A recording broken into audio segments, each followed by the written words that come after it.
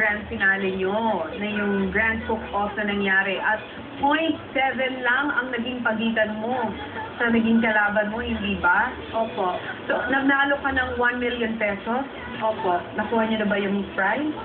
Hindi pa po. Hindi pa naman. Okay. So, yun talaga ang una kong concern. Ano ba ang gagawin mo sa 1 million pesos?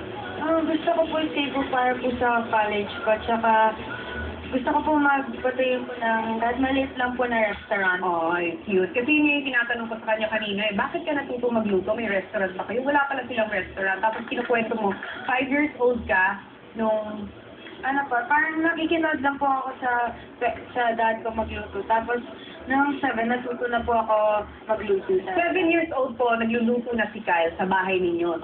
Ikaw na ang nagluluto. Sarap ng swerte mo ng mami mo. Meron na sa tagaluto sa bahay. So ngayon, after Junior Master Chef, ano na ang plano mo? Babalik ka sa studies? Gusto ko po na mag-focus muna po sa studies kasi medyo na-sacrifice po yung studies ko. Tapos, ipapursue ko lang po yung cooking. Gusto ko po maging chef.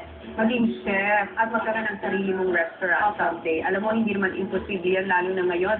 You're such a young achiever, napakabata mo pa. Meron ka ng ganitong achievement. Congratulations, kaming lahat yung sa The Buzz ay natutuwa sa iyong pagkapanalo. And you would like to thank some people? I would like to thank Preston International College for the 1.5 million culinary scholarship. Wow! Pure Foods for the 1 million pesos cash prize. 1.5 culinary school sponsorship? Ay, galing mo talaga. O, magiging chef ka na nga talaga. Congratulations sa iyo, and we're very proud of you. I'm sure your parents are also very proud of you. Ang galing-galing naman, na-train ka ng daddy mo. Tapos ngayon, ikaw na ang kauna-unahang Junior Master Chef Grand Winner. Congratulations sa iyo muli, Kai. Thank you po.